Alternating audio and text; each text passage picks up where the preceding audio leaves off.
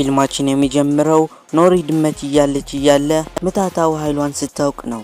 በድንገት የድመት ጺም ብቅ ይልና በሆነ መንገድ ራሷን ወደ እውነተኛ ድመት መቀየር ቻለች። አባቷም ሴት ልጁ ክንፍ ያላት ድመት ሆና ሲያያት በጣም ይደነቃል። ከ6 ዓመት በኋላ እሷ ወደ ሲድ አካዳሚ እንደምትሄድ ትገልጻለች። ትምህርት ቤቱ እንደሷ ያለው አስማተኞች ኃይላቸውን የሚቆጣጠሩበት የሚማሩበት ነው።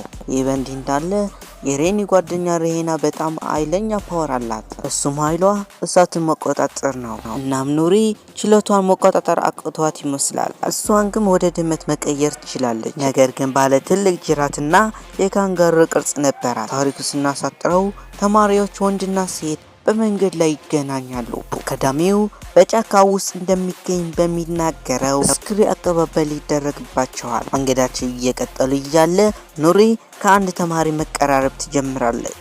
ነገር ግን እሱ ለሷ ለማናገር የፈለገ አይመስልም። ቡድኑ በስተመጨረሻ መሰጋገሪያ ፖርተር ይደርሳል። ኖሪና ሪናም ወደ ፖርተሩ ይገባሉ። እያንዳንዱ ተማሪ ኃይሉን በነፃ የሚጠቀምበትን የሚያሳይበትን የሴብ አካዳሚ አካባቢ ሲመለከቱ በጣም ይደነቃሉ።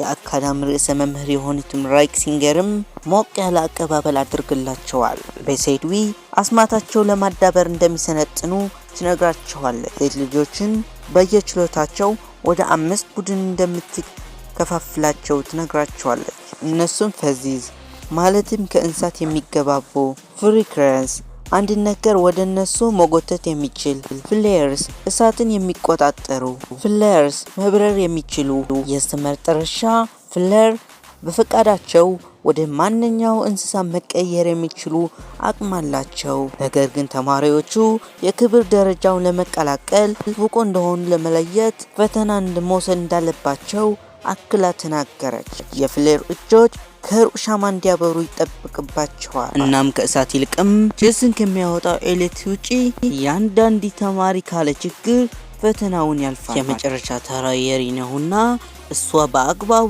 ስለሰራች ገምገሚዎቹ በጣም ይደነቃሉ። በቀጣይም ፍሌሮቹ ዝቅ ብለው እንዲበሩና 30 ሰከንድ ቦታቸው ለመያዝ ይሞክራሉ። በዚህ ጊዜ አንድሪስ ዝቅ ብሎ ከመብረር ይልቅም ከፍ ብሎ በመብረሩ ምክንያትም ስክሪስ በመሳለል እስኪያወርደው ድረስ መውረድ አልቻለም ነበር። የፍሊከር እጮች አበባ ማስቀመጫው ከሩቅ እንዲጎትቱ ይነገርባቸዋል። ሆኖም የፓሎማ ኃይል እቃዎችን ከመጎተት ይልቅም ወደፊት እንድትወረውራቸው ያስችላታል። እናም ግምጋሚዎችን ለትንሽ መታቸው ነበር። ወደ ፈዚህ ስንሄድ እጮቹ የውሻ ስም፣ ተወዳጁ ምግብ እንዲሁም የመሳሰሉትን መገመት አለባቸው። በስተመጨረሻ የፍለክሶር ፍጮች ወደ ድመት ተቀይረው ለ6 ሰከንድ ያህል መያዝ አለባቸው። እናም አሁን ተራው የኖሪ ነው። እሷን ከዛም የድራገን ክንፍ ወዳለው ድመት ትቀየራለች። እናም አሁን የሚያሳየው እሷ ከሌሎቹ የተለየች በመሆኗ ገምጋሚዎቹ በጣም ያናድባቸዋል።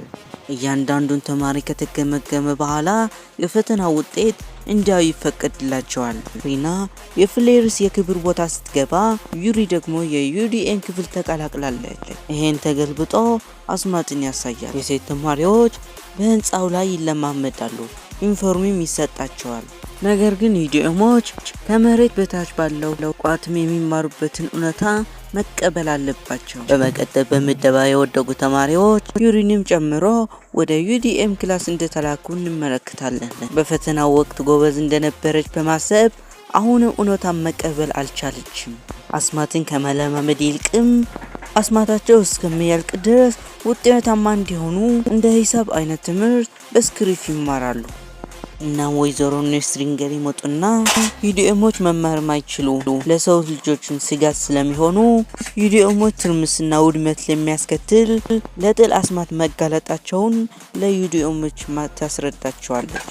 እናም አስማታቸውን መጥፋትና እንደ መደበኛ ሰው መኖር አለባቸው። በሌላ በኩል ሪና በመጀመሪያ ስልጠና ላይ ትገኛለች።